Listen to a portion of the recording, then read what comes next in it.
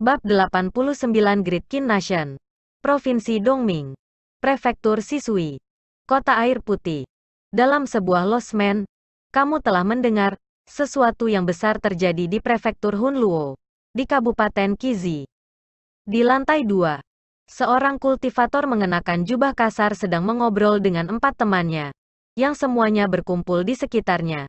Dia tampak liar dan kuat, dan alisnya sangat tebal, memberinya suasana kepahlawanan. Penginapan ini dikenal sebagai Pavilion Liuxiang, penginapan terbesar di Kota Air Putih. Ada total 5 lantai. Dengan setiap lantai menjadi semakin mahal semakin tinggi seseorang naik. Lantai 3 ke atas membutuhkan, di samping cadangan besar dari tael perak, bahwa seseorang memiliki status yang memadai. Kekayaan tanpa status tidak membuat seseorang memenuhi syarat untuk memasuki lantai yang lebih tinggi. Selain itu, lantai 5 Pavilion Liuxiang adalah tempat legendaris yang hanya menjamu tamu terhormat dengan peringkat yang sama dengan Tuan Kota Air Putih, dan biasanya tidak terbuka untuk bisnis. Warga biasa biasanya makan di lantai 1, sementara pembudidaya reguler lebih suka makan di lantai 2. Karena Kota Air Putih dekat dengan hutan savage, kota itu dipenuhi oleh para pembudidaya. Oleh karena itu, lantai 2 Pavilion Liuxiang memiliki lalu lintas terbanyak. Ketika rekannya di sebelahnya mendengar hal itu, dia dengan penasaran berkata, "Aku telah mendengar sedikit tentang masalah ini. Ada seorang pemuda di Kabupaten Qizi yang membunuh 10 Sein Martial dan lebih dari 200 Martial Grandmaster dalam satu hari." Kultivator lain mendekat dan berkata, "Apa yang aku dengar adalah 50 Martial Saints dan 500 Martial Grandmaster." Ketika seorang pemuda di samping jendela di lantai 2 mendengar ini, dia tersedak dan memuntahkan seteguk anggur yang baru saja dia teguk. Dia bergumam pada dirinya sendiri di dalam hatinya. Rumor. Oh rumor. Pada tingkat mereka menyebar dan tumbuh. Aku akan segera mampu membunuh Raja Bela Diri dengan satu serangan telapak tangan. Pemuda itu menyeka noda di sekitar mulutnya dan mengambil sepotong kayu dan pisau ukiran dari meja. Memutuskan untuk lebih fokus pada ukirannya. Sinar matahari menyinari jendela ke wajahnya yang tampan, membuatnya bersinar keemasan. Pemuda itu memiliki ekspresi yang sangat serius di wajahnya, yang dilengkapi dengan bantalan yang sangat teliti untuk menyinggung benda di tangannya, bukan ukiran kayu tetapi harta yang tak ternilai dan berharga. Ekspresinya yang khusyuk, penuh hormat, dan fokus memberinya pesona dan rahmat tertentu. Seekor rubah putih beristirahat di samping pemuda itu. Itu tampak benar-benar menggemaskan dan dengan senang hati melahap semangkuk bubur ikan.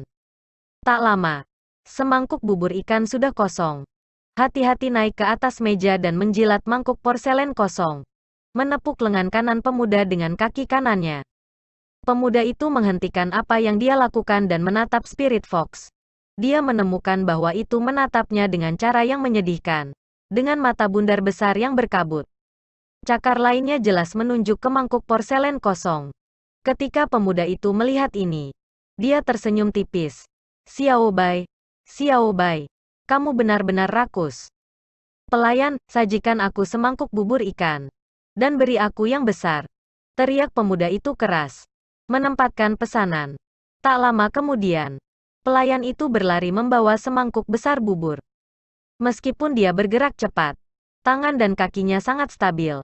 Jelas bahwa pelayan ini telah mengembangkan seni bela diri sampai tingkat tertentu. Sial.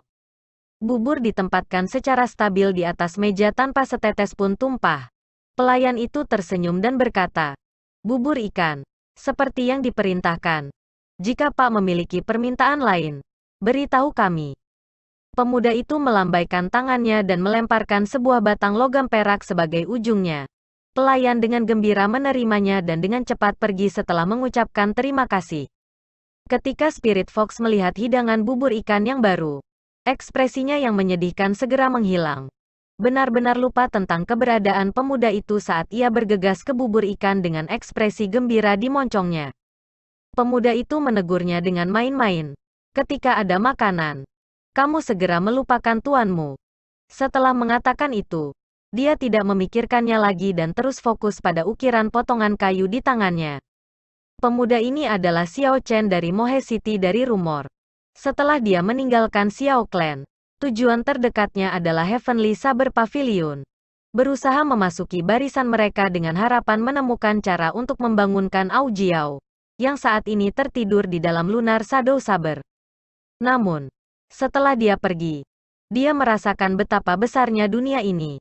Bahkan skala bangsa Qin besar benar-benar melebihi imajinasinya bangsa Qin besar. Selain dari ibu kota kekaisaran dan pengadilan kerajaan, memiliki 3 provinsi, Provinsi Dongming, Provinsi Sihe, dan Provinsi Nanling. Setiap provinsi memiliki 3 prefektur, dan setiap prefektur memiliki 7 kabupaten. Ukuran masing-masing daerah sudah setara dengan setengah ukuran negaranya di kehidupan sebelumnya. Orang hanya bisa membayangkan betapa besarnya ukuran bangsa Qin besar. Kota Mohe tempat Xiao Chen berasal hanyalah kota yang sangat biasa. Masih ada Kabupaten Qizi, Prefektur Hunluo, dan Provinsi Dongming di atasnya. Paviliun Sabat Surgawi berada di Provinsi Sihe, relatif terhadap Provinsi Dongming. Satu di timur dan yang lainnya di barat. Mereka dipisahkan oleh puluhan ribu kilometer. Xiao Chen sudah berada di jalan selama 2 bulan. Sepanjang jalan, dia telah menemukan bahwa setiap tahun, pada bulan ke-10, Paviliun Sabat Surgawi akan melakukan ujian masuk untuk merekrut murid baru. Kriteria ujian masuk ini sangat ketat. Xiao Chen menghitung waktu yang tersisa. Sekarang bulan ke-7 tahun itu, yang hanya berjarak 3 bulan dari ujian masuk Paviliun Sabat Surgawi. Dia berniat untuk melatih dirinya melalui pengalaman praktis selama 3 bulan sebelum berangkat ke Heavenly Sabre Pavilion. Ini untuk mencegah dirinya dari gagal dalam ujian masuk dan harus menunggu bulan ke-10 tahun berikutnya untuk mengulang ujian. Kota Air Putih ini adalah ibu kota prefektur Sisui, yang terletak di perbatasan Provinsi Dongming. Setelah meninggalkan kota, seseorang dapat menemukan tanah suci untuk pelatihan, hutan liar. Selain itu relatif lebih dekat ke Provinsi Sihe. Maka, Xiao Chen memutuskan untuk melaksanakan pelatihannya di kota Air Putih. Tong, tong, tong. Suara langkah kaki mulai muncul dari tangga ke lantai 2. Diikuti tak lama oleh kedatangan kerumunan orang yang mengobrol riang satu sama lain sebelum mereka berjalan menuju lantai 3. Ketika para pembudidaya di lantai 2 melihat siapa mereka semua terdiam. Lantai yang sangat bising sebelumnya langsung berubah tanpa suara. Semua orang menundukkan kepala dan mempertahankan sikap rendah hati saat mereka makan dalam diam. Salah satu dari orang-orang di kerumunan mengenakan pakaian bersulam dan sangat tampan. Dia sangat senang dengan suasana di lantai 2. Dia kemudian berbalik dan berbicara kepada gadis di sampingnya dengan suara rendah. Tidak ada emosi yang terlihat di wajah gadis itu. Dia hanya dengan sopan menjawab kata-kata orang lain. Dan tidak ada ekspresi kegembiraan sama sekali. Pada saat ini, matanya bersinar ketika dia melihat Spirit Fox di samping Xiao Chen di sisi jendela ini membuatnya berhenti di jalurnya. Dan cahaya di matanya menjadi lebih cerah. Dia perlahan berjalan menuju meja Xiao Chen. Dalam sekejap, jelas kiprahnya memiliki keanggunan tertentu dan sifatnya yang cantik teman. Apakah Spirit Beast ini dijual? Gadis itu menatap Spirit Fox untuk waktu yang lama sampai dia tidak bisa menahan diri untuk bertanya. Suaranya merdu dan lembut. Dan siapapun yang mendengarnya akan merasa nyaman. Sambil menggetarkan hati yang lemah itu dengan keinginan untuk mematuhi setiap keinginannya. Xiao Chen telah memperhatikan angka-angka dari kelompok orang ini sejak lama. Dia mengangkat kepalanya dan melihat ke arah gadis itu. Dia memujinya diam-diam di dalam hatinya. Gadis ini mengenakan gaun hijau, dan alisnya sangat indah. Dia memiliki gigi putih, mata yang cerah, dan wajah berbentuk almond dengan pipi seperti buah persik. Semua ini dikombinasikan dengan gaun hijaunya yang indah memberikan perasaan keindahan yang menyegarkan. Namun, Xiao Chen telah melihat terlalu banyak gadis cantik. Feng Feixue yang seperti peri yang elegan atau Xiao Yulan yang pemarah dan pemarah. Tidak sedikit pun kalah dengan gadis ini. Selain itu, ada kecantikan absolut dan femme fatale Yue Ying yang membuat semua orang lain pucat dibandingkan. Xiao Chen dengan cepat menarik pandangannya dari tubuhnya dan berkata dengan acuh tak acuh. Jika kamu benar-benar mengerti, maka kamu bahkan tidak akan menyebutkan membelinya. Silakan pergi. Hatinya bergetar. Saat dia berpikir mungkin Xiao Chen akan menolaknya. Tetapi dia tidak mengira Xiao Chen akan begitu langsung. Tidak menunjukkan belas kasihan. Wajahnya yang cantik tampak terganggu sejenak. Dan kemudian dia tersenyum minta maaf ketika dia berkata, "Itu memang karena pengawasan. Aku meremehkan perasaan saudara ini terhadap beast spiritnya. Hanya, apakah brother tidak punya niat untuk menjualnya sama sekali? Jika kamu memberitahu aku apa yang kamu inginkan, aku pasti akan memikirkan cara untuk menggunakannya untuk ditukar dengan spirit beast." Kata-kata besar apa? Xiao Chen tersenyum dingin pada dirinya sendiri. Gadis ini memang tidak sederhana. Dia sebenarnya bisa melihat melalui garis keturunan Xiao Bai, bahwa itu adalah keturunan dari rubah roh 6 ekor. Selama spirit beast peringkat 6 yang dilahirkan secara alami bisa matang, itu seperti memiliki ahli martial king yang kuat di pihak seseorang. Dalam provinsi Dongming, Raja Bela Diri adalah seseorang yang bahkan klan bangsawan besar akan melakukan yang terbaik untuk merekrut.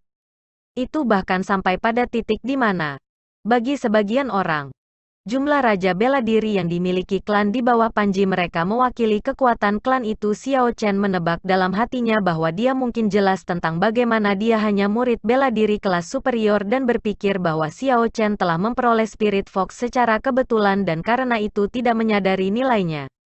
Karena itu, dia ingin mencoba dan memanfaatkan itu. Memikirkan hal ini, Xiao Chen meletakkan ukiran kayu di tangannya dan tersenyum ramah. "Kamu harus menepati janji. Selama aku memintanya, kamu pasti akan melakukannya." Gadis itu melihat bahwa Xiao Chen memberinya kelonggaran. Segera merasakan sukacita di hatinya. Dia tersenyum cerah. "Tentu saja aku akan menyimpannya.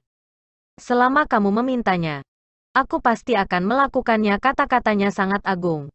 Tapi dia berharap Xiao Chen hanyalah seorang murid bela diri kelas superior biasa, yang belum pernah melihat dunia dan tidak akan bisa meminta harga yang terlalu tinggi. Dengan kekuatan klan di belakangnya, dia yakin dia bisa memenuhi permintaan Xiao Chen. Ekspresi tulus dan serius muncul di wajah Xiao Chen ketika dia berkata, "Kalau begitu beri aku senjata roh peringkat surga. Bagaimana dengan itu? Itu adalah kesepakatan yang adil. Dan kami berdua tidak akan menderita kerugian." Ekspresi gadis itu berubah dingin. Dia tahu bahwa Xiao Chen mengacaukannya. Dia memandang penuh arti padanya dan kemudian pergi perlahan tanpa mengatakan apapun. "Brat, kamu menolak bersulang hanya untuk minum kehilangan. Adalah keberuntungan kamu bahwa Nona Duanmu ingin membeli barang kamu. Namun kamu berbicara omong kosong seperti itu. Apakah kamu mencari kematian?" Di belakang pria yang mengenakan pakaian bersulam, seseorang yang mengenakan pakaian pelayan berkata dengan ganas dan kejam kepada Xiao Chen. Ketika gadis itu mendengar kata-kata ini, dia sedikit mengernyit. Jelas bahwa dia tidak senang. Pria yang mengenakan pakaian bersulam itu melihat bahwa pelayannya telah membuatnya tidak bahagia dalam upayanya menghisapnya dan buru-buru memanggilnya untuk berhenti. Dia memutar kepalanya untuk menghadap Xiao Chen dan berkata, "Aku Jiang Muheng. Jika kamu berubah pikiran, kamu bisa datang dan menemukan aku di klan Jiang kapan saja. Nona Duanmu, ayo naik dulu. Tuan Muda Hua masih menunggu kita di lantai 4." Sekelompok orang meninggalkan meja Xiao Chen dan menuju ke lantai 4.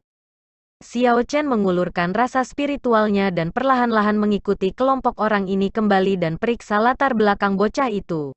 Jika dia tidak memiliki latar belakang yang terkenal, maka singkirkan saja si rubah roh. Jarang menemukan sesuatu yang disukai Nona Duanmu, Tuan Muda. Apakah pembunuhan diizinkan? Terserah kamu. Tapi semuanya harus dilakukan dengan bersih. Aku tidak berharap Nona Duanmu curiga tentang ini. Dimengerti, Tuan Muda. Itu akan dilakukan besok pagi. Ini hanya murid bela diri kelas superior. Aku bisa memukulnya hanya dengan satu tangan. Ketika sekelompok orang naik ke lantai 4, Jiang Muheng telah menyeret pelayannya ke sudut dan memberitahu dia tentang rencananya. Namun, dia tidak berharap bahwa Xiao Chen telah memperhatikan sesuatu sedang terjadi dan telah menggunakan sense spiritualnya untuk menghafal setiap kata yang baru saja dia katakan. Bab 90. Dia sudah selesai. Orang ini menyinggung Nona Muda klan Duanmu. Dia mungkin akan mati. Menyinggung klan Duanmu bukan apa-apa. yang dia harus berhati-hati adalah putra tertua dari klan Jiang. Pemuda itu menyebabkan Duan Muking dipermalukan di wilayah Jin Clan. Jadi Jiang Muheng pasti tidak akan membiarkannya lolos. Pemuda ini jelas orang asing. Dia benar-benar berhasil menyinggung baik klan bangsawan tertinggi dari prefektur Sisui dan klan bangsawan tertinggi dari kota Air Putih. Selanjutnya, dia hanya murid bela diri kelas superior. Kematiannya hanyalah masalah waktu setelah melihat apa yang terjadi sebelumnya. Para kultivator di lantai 2 menunggu sekelompok orang untuk pergi terlebih dahulu sebelum melihat Xiao Chen. Menggelengkan kepala dan mendesah. Xiao Chen tidak keberatan dan hanya tersenyum acuh tak acuh. Dia terus mengukir potongan kayu di tangannya. Ketika pukulan terakhir selesai, dia meniup ukiran kayu dengan puas. Xiao Bai tidak tahu apa yang sedang terjadi dan mengangkat matanya yang aneh dan melihat sekeliling. Karena tidak ada yang menarik perhatiannya, ia terus makan bubur ikannya dengan senang hati. Peng-peng, lemak dari lantai 2. Dihiasi dengan perhiasan berkilauan. Berjalan menuju Xiao Chen.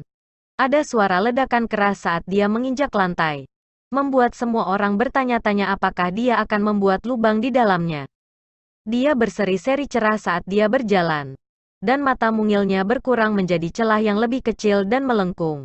Awalnya, ini seharusnya menggambarkan wajah yang berseri-seri dengan kebahagiaan. Tetapi wajahnya malah tampak celaka. Teman, bolehkah aku duduk dan minum anggur? Tepat ketika dia mengatakan itu, dia segera menenggelamkan pantatnya yang gemuk tanpa menunggu Xiao Chen untuk menjawab. Berseri-seri secara luas. Dia melanjutkan. Teman, kamu sangat mudah. Menerima permintaan aku begitu cepat. Ada berbagai macam cincin di jarinya. Ada batu giok putih, emas. Sebut saja. Dia memilikinya. Dia memegang kipas lipat yang terbuat dari emas di tangannya. Yang cocok dengan pakaiannya yang dihiasi perhiasan. Itu adalah bangun yang menjerit kekayaan. Itu sangat norak. Ketitik di mana itu sangat vulgar.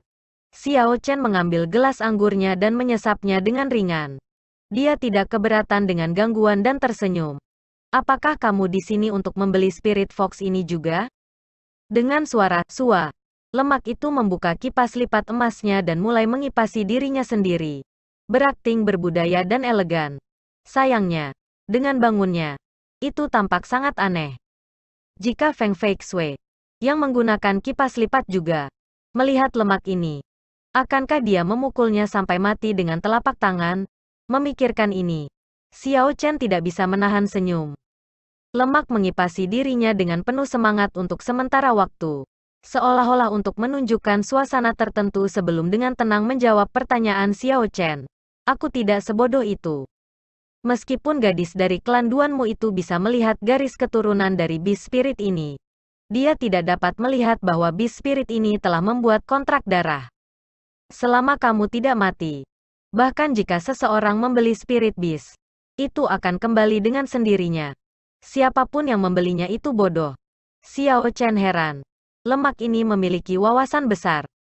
Dia tidak bisa tidak bertanya dengan serius. Aku belum meminta nama besar kamu. Ketika lemak itu melihat bahwa kata-katanya telah mengejutkan Xiao Chen, dia tertawa dengan sombong.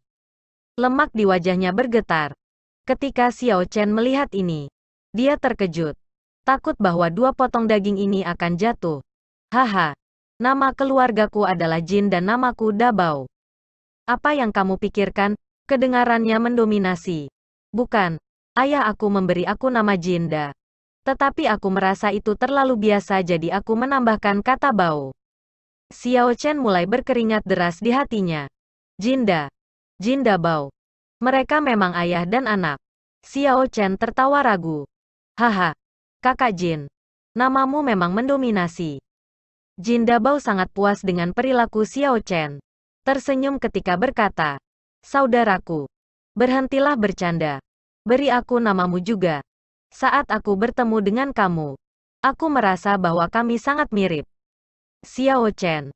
Jinda Bao menggosok dagunya yang lebih rendah saat dia bergumam pada dirinya sendiri dengan suara lembut. Xiao Chen. Nama ini terdengar cukup akrab. Lupakan saja.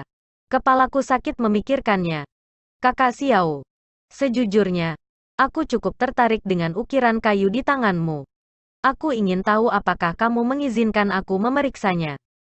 Tepat setelah dia mengatakan itu, tangan kanannya bergerak dengan tidak hati-hati dan ukiran kayu di atas meja segera muncul di tangannya.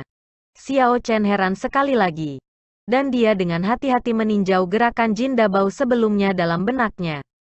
Jika aku tahu apa yang dia pikirkan sebelumnya, aku akan agak percaya diri dalam menghentikan dan mencegahnya mendapatkan ukiran kayu. Xiao Chen terus-menerus mengulangi situasi di dalam benaknya. Tetapi dia tidak dapat menghentikannya bahkan setelah banyak simulasi. Kecepatan berlemak ini mungkin tidak terlihat cepat, tetapi terasa alami. Itu terlihat sangat kasual. Seperti teman menyapa kamu sebelum mengambil barang-barang kamu dari bawah hidung kamu seolah-olah itu normal. Sebenarnya, ini adalah jenis penyembunyian dan penyesatan. Jika dia tidak ingin kamu mengetahuinya, maka sangat mungkin bahwa dia, pelaku, akan menghindari kamu bahkan setelah kamu menyadari barang kamu hilang. Jin Dabao hanyalah seorang master bela diri kelas rendah. Tetapi Xiao Chen menjaganya di sekitarnya, mengklasifikasikannya sebagai orang yang menakutkan. Jin Dabao terus menggosok ukiran kayu saat dia memegangnya. Ada binar di matanya, yang tampak sangat menjijikkan. Itu menjijikkan mungkin. Penampilan dengan kemiripan babi jantan dalam cinta. Ini adalah satu-satunya cara tunggal bagi Xiao Chen untuk menggambarkannya. Xiao Chen tidak tahan lagi untuk terus menonton dan merebut kembali pahatan kayu. Dia takut. Jika orang gendut ini terus menggosoknya, ukiran kayu itu akan terkikis sampai rata. Xiao Chen memegangnya di tangannya dan melihat. Area dada ukiran Yue Ying telah dipakai sepenuhnya datar. Ke titik di mana bra itu benar-benar hilang dan tidak lagi terlihat. Xiao Chen tidak bisa berkata apa-apa. Betapa menjijikkannya orang bodoh ini baginya untuk dapat melakukan ini.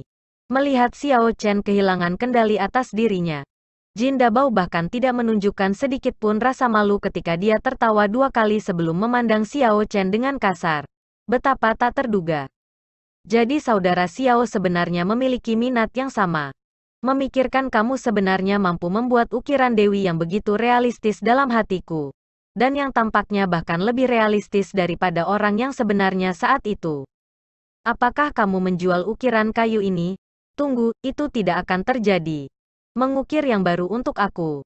Aku akan menukar senjata roh peringkat bumi untuk itu. Kata-kata aku. Jin Dabao. Seperti emas. Aku benar-benar menepati janji aku. Aku juga melakukan bisnis dengan adil. Aku tidak akan seperti gadis tertentu. Mencoba menipu dan mempermainkanmu untuk orang bodoh. Bahkan jika aku mengukir yang lain untuk kamu, kamu akan menggosoknya sampai tidak ada yang tersisa. Bahkan ampas, Xiao Chen berpikir dalam hatinya. Melihat ukiran kayu yang penggambaran dadanya rata, Xiao Chen ingat bahwa keringat Fatih Jin masih ada di sana. Tiba-tiba dia merasa sangat jijik. Dia dengan keras melemparkan ukiran kayu keluar jendela sebelum menembakkan api ungu. Menghancurkan ukiran kayu di udara menjadi potongan-potongan kecil. Setelah menyeka tangannya dengan marah, Xiao Chen akhirnya menemukan sedikit pelipur lara Dewi aku. Seru si gemuk. Dia bergegas ke jendela dan melihat apa yang terjadi pada ukiran kayu. Wajahnya berubah menjadi ekspresi kesedihan dan patah hati yang tiada taraf. Xiao Chen tidak bisa diganggu dengannya. Dia hanya meninggalkan uang kertas dan bersiap untuk pergi. Saudara Xiao, jangan pergi. Jangan terburu-buru untuk pergi.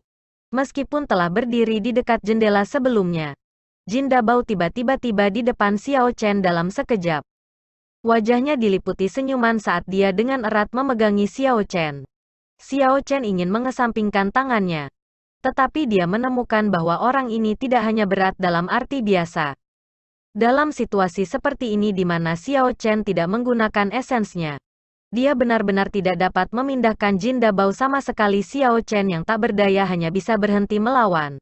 Dan berkata, jangan pernah berpikir untuk membuatku mengukir itu untukmu. Aku tidak akan menyetujuinya.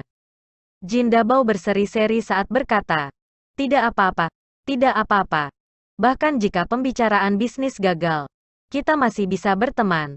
Aku merasa bahwa kami memiliki kedekatan satu sama lain. Aku ingin mentraktirmu anggur.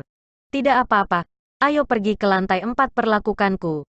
Lemak itu menepuk dadanya saat dia berkata dengan berani. Xiao Chen diganggu olehnya ke titik di mana dia tidak punya pilihan lain. Menambahkan, kami hanya minum. Tidak ada pembicaraan bisnis. Setelah minuman selesai, aku akan pergi. Jin Dabao melepaskan dengan gembira. Bukan masalah. Bukan masalah. Datang, mari kita pergi ke lantai 4 segera. Di sana lebih damai. Xiao Chen perlahan mengikutinya ke tangga. Yang mengejutkan Xiao Chen adalah bahwa 3 pembudidaya pavilion Liuxiang berdiri di depan tangga memiliki ekspresi yang sangat hormat di wajah mereka ketika mereka melihat lemak. Tidak terhalang. Mereka memiliki jalan yang mulus menuju lantai 4. Lantai 4 pavilion Liuxiang berbeda dari apa yang dibayangkan oleh Xiao Chen. Dekorasi yang sangat sederhana. Dan tidak ada perabotan mewah. Namun, dekorasi sederhana tidak memberikan perasaan monoton dan membosankan. Sebaliknya, itu menyebabkan orang merasa segar, menempatkan mereka dalam suasana hati yang bahagia. Ding dong. Ding dong, dari balik layar di lantai 4. Terdengar suara merdu dari sitar. Itu seperti nyanyian burung bulbul segar dari hutan. Atau Twitter lembut burung walet yang baru kembali ke sarangnya. Itu seperti suara hujan lebat sesaat. Dan kemudian, suaranya menjadi bisikan pelan. Itu dimulai seperti badai petir dan kemudian berakhir dengan nada sedih. Musik yang indah dari sitar menyebabkan Xiao Chen, yang tidak tahu apa-apa tentang musik, menjadi terpesona. Musik mellow cocok dengan dekorasi elegan di lantai 4. Tanpa disadari memikat pendengarnya. Xiao Chen membuka mulutnya, memberikan kata-kata pujian. Dekorasi lantai 4 benar-benar sebuah karya keterampilan yang hebat. Semua itu sangat elegan dan harus dilakukan oleh seorang ahli. Ketika Jin Dabao mendengar ini, dia merasa hebat di hatinya. Dia dengan elegan membuka kipas lipat yang terbuat dari emas dan mengipasi dirinya sebentar. Sambil tersenyum, dia berkata, "Aku yang rendah hati tidak berbakat. Terima kasih atas pujianmu, Brother Xiao. Dekorasi lantai 4 dirancang oleh aku. Semua cabang pavilion Liuxiang di negara ini ditata seperti ini." Xiao Chen tidak bisa berkata apa-apa, karena dia tidak bisa membuat koneksi antara gemuk ini dan keanggunan lantai 4. Setelah sekian lama, dia berkata, "Berpura-pura aku tidak pernah mengatakan itu." Dipimpin oleh Jin Dabao. Mereka berdua menuju ke meja di dekat pagar. Bidang pandang di sini sangat luas. Dan mereka dapat dengan jelas melihat orang-orang berjalan di jalan. "Pelayan, bawalah 2 botol anggur yang baik. Serta beberapa lauk. Oh, dan semangkuk bubur ikan juga." Jin Dabao segera berteriak setelah dia duduk. Efisiensi layanan pavilion Liuxiang sangat tinggi. Butuh beberapa saat bagi pelayan untuk menyediakan semua lauk pauk mereka. Jin Dabao menaruh semangkuk bubur ikan harum di depannya ketika Xiao Bai mencium bau harum. Segera melompat ke atas meja dan berlari untuk bubur ikan. Jin Dabao menemukan rubah kecil itu menarik dan mengulurkan tangannya untuk menepuk kepalanya dengan cepat. Xiao Bai menghindari tangan gemuk Jin Dabao. Dia menggunakan kedua cakar untuk perlahan mendorong mangkuk bubur ikan ke arah Xiao Chen. Dan bahkan mengangkat kepalanya untuk memutar matanya pada Jin Dabao. Jin Dabao benar-benar dipandang rendah oleh Xiao Bai. Dia tertawa agak canggung dan mengambil seteguk anggur sebelum berkata kepada Xiao Chen, "Kakak Xiao Chen, kamu memiliki sepasang tangan ajaib. Aku punya rencana bagi kita untuk menjadi kaya. Selama kamu bekerja sama, kami akan segera mendapatkan uang." Xiao Chen mengangguk dengan minat. "Ceritakan lebih banyak." Fatih Jin tertawa kecil ketika dia dengan kasar bergerak mendekati telinga Xiao Chen dan menguraikan rencananya kepada Xiao Chen dengan suara lembut. Ketika Xiao Chen mendengarnya, dia tidak bisa menahan senyum pahit. "Aku sekarang menyadari bahwa kamu sama kuatnya seperti kamu gemuk. Tidak. Mungkin untuk tingkat yang lebih besar." Fatih Jin tertawa kecil. "Selama kamu tidak mengatakan apa-apa dan aku tidak mengatakan apa-apa, siapa yang tahu itu dilakukan oleh kita berdua?" Xiao Chen baru saja akan menolak ketika seorang pelayan berlari dan berkata kepada Xiao Chen, "Tamu yang terhormat, pelanggan di meja itu telah meminta kehadiran kamu." Melihat ke arah jarinya, Xiao Chen melihat bahwa kelompok orang yang dibicarakan oleh pelayan itu adalah Jiang Muheng, Duan Muking, dan yang lainnya.